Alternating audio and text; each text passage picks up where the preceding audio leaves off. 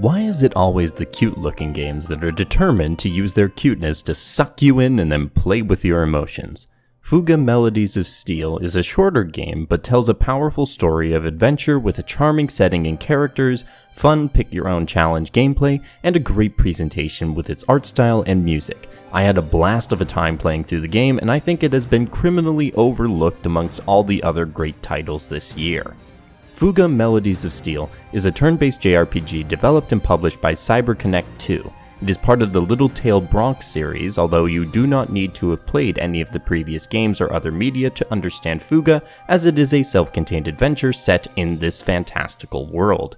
The game was first showcased back in 2019 as the studio's first self-published game, but development woes, and likely COVID woes because, let's be real, pushed it back to 2020 and then to 2021. The game finally released worldwide on July 29, 2021 for PC, Xbox One, Xbox Series S/X, PS4, PS5, and Nintendo Switch. Simply put, everything but phones. The game came with English, French, and Japanese subtitles and Japanese and French voices, the French being especially relevant given the plot of the game.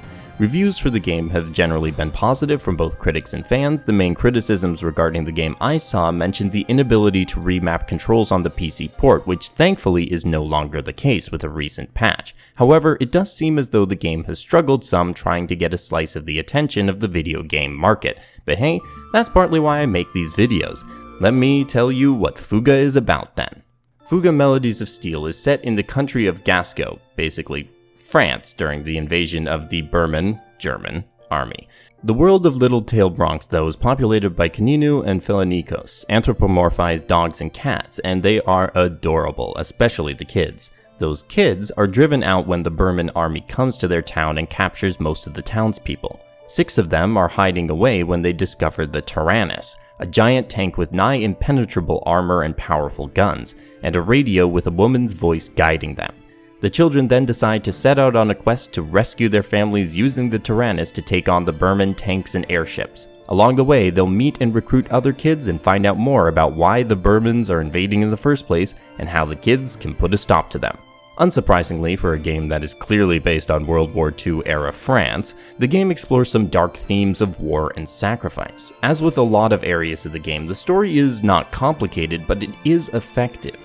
The emotional moments play out really well, and the tone is well balanced between the kids being their somewhat silly and excited selves, and the more serious moments when they're confronted by the horrors threatening them. The way the moments are presented consistently got strong emotional reactions out of me, and I think that's a mark of success at storytelling. However, the biggest part of the game is, of course, the gameplay. In each one of the 12 chapters, you'll be trundling along in the Tyrannus, encountering battles, healing, collecting items, and exploring ruins. This is done via an on-the-rails travel system where you pick particular paths for the Tyrannus to take, when you have that option. Usually you can see a good amount of what you will encounter on each route, and the game warns you with the level of challenge each path offers. Safe paths give lots of chances for healing and easier enemy encounters, but give less experience. The normal paths are in between, and the dangerous paths have the most challenging elite battles in purple, but give lots of experience and materials for defeating them. Instead of having difficulty modes, the game offers you lots of smaller choices on what difficulty suits you in that moment. I really enjoyed having that level of control over the difficulty of the game, and it felt very satisfying for things to go to plan when I took on the most dangerous paths. Just make sure you pay attention to the condition of the Tyrannus and plan your path accordingly. For combat encounters, you'll face between 1 to 3 consecutive battles of enemies that you need to clear to move on. The enemy variety isn't extensive, but for later battles it is very important to know exactly what capabilities they have so you can prepare to avoid certain attacks or status ailments. Each enemy has a certain weakness to a particular color corresponding to a gun on the Tyrannus, along with an armor number that reduces damage taken. The colors and guns are as follows. Blue is for the machine gun, accurate but not powerful, yellow is for the grenade launcher, which is balanced, and red is for the cannon, not as accurate but the most powerful gun. Each child in your party has a specialty in either blue, yellow, or red, so you need to choose which children should be among your 3 primary gunners in order to take down the enemies. Once you've taken an enemy's weakness down fully, they are delayed, allowing you the chance to do extensive damage before they're back up and threatening you. The turn bar at the top will show exactly when you and the enemies will be acting, and manipulating the turn bar is vital to victory. For each turn, your party member can choose to either do a normal attack, unleash a special ability that uses some of the SP bar, defend, which lasts a couple turns or until the enemy attacks the Tyrannus, or use an item. Standard RPG stuff, but the skills especially offer variety to how you challenge enemies, allowing you to heal, buff, inflict status ailments, decrease armor, etc.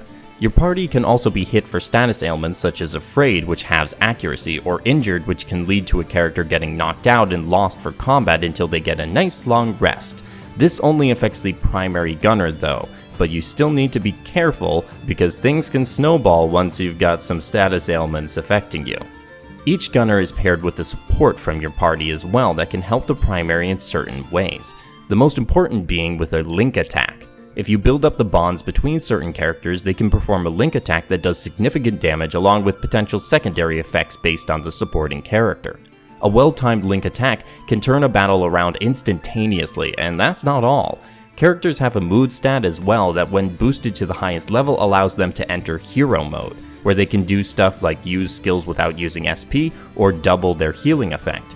You can switch characters from the bench to primary or support for each gun, but once you've made a change, it will stay that way for the next 3 turns, so best be careful with your choices. There's a lot to pay attention to in each battle, and while the game doesn't require it, careful and precise management will secure greater rewards. The game grades you on each battle based on turns to complete, damage taken, and technique, and you get a multiplier to your experience based on your grade, which I very much enjoyed because it gave a bonus to people who were playing well, but also didn't penalize people who took more time to complete but reduced the amount of damage taken. There is one other gun though, the most powerful gun, which can only be used during the ending boss battle of the chapter, once the Tyrannus goes below half health. The Soul Cannon is capable of destroying any foe in a single blow, but it requires the life and soul of a person in order to use. You do not have to use the gun, and you will lose the child forever if you do use it, but it is there if the battle proves too much. Just know that if you use it, you are a monster. The biggest non-battle gameplay mode in the game is the intermission times. Usually you'll have 3 intermissions each chapter, one at the beginning, one in the middle, and one just before the final boss. During these intermissions, there are plenty of things to do. One thing to pay attention to, though, is that each child will note down what they want to do during that intermission in a journal. Complete those desires and you'll improve their mood, making it more likely they'll activate hero mode in the next series of battles. Some of the things you can do in the Tyrannus include upgrading the armor and guns of the Tyrannus, cooking meals that give certain boosts to the party, such as decreased skill cost or improved experience, giving party members a rest to cure injuries, fishing for scrap materials to use for upgrades, farming, conducting expeditions for materials, observing the surrounding landscape, and of course, chatting with fellow party members to boost their bond levels. Boost the bond level high enough and you can get a special link event scene with the characters.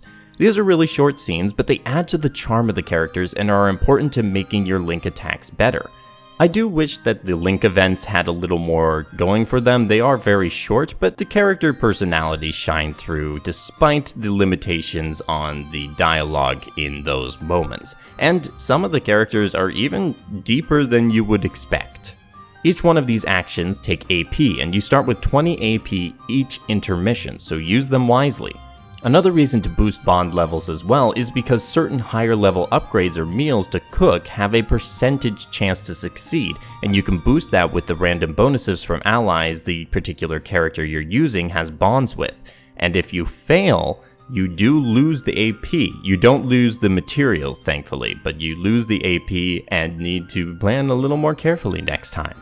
All of this is a nice break from the battles, allowing you to get to know the characters better while preparing for the next set of challenges on the horizon. Upon defeating a boss, then, the chapter will end and you'll be sent out to the wider world map to travel to the next village. There's not much to this mode, but you can do some bartering and swapping of materials in town, collect magazines to continue the adventures of Sucre, and get some gifts from grateful townspeople.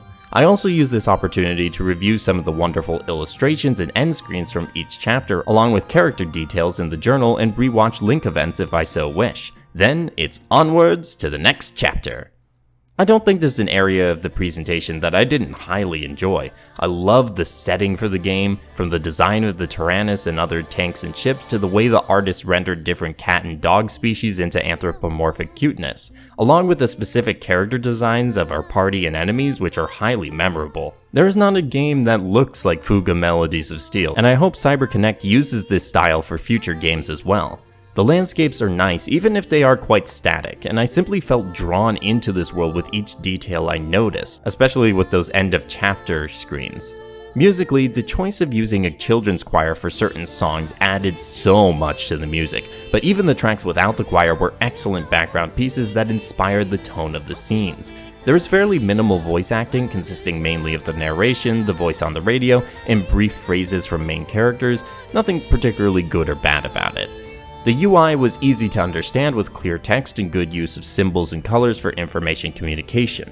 Obviously, in a turn-based game, things are easier to keep from getting chaotic, but I still think Fuga did a good job communicating important information to the player in their various menus and screens. Lastly, I touched on this briefly earlier, but the PC port had problems initially being locked to 30 FPS and had a strange control scheme with no way to change it. The game can now play at 60 FPS and has a customizable control scheme. I played the PC port and it worked great for me, so if that was holding you back, fear no longer. Fuga Melodies of Steel was a fun ride with a deeper than expected strategic gameplay, a short but effective story, a cast of memorable characters, and strong presentation and style. For a game from a lesser known studio publishing its first ever game after decades of solely focusing on developing, Fuga turned out great, and I look forward to seeing what CyberConnect 2 does in the future, whether that's a sequel to Fuga or something else. Are you planning on picking up Fuga Melodies of Steel? And if you already did, what are your thoughts on it? Let me know in the comments, and while you're heading down there, likes are the only way for me to avoid having to use one of my subscribers in the Soul Cannon to destroy the YouTube algorithm threatening my channel. So please, give the video a like, and subscribe to keep up with the channel. I hope to see you all in the next video. Have a great day, and happy gaming.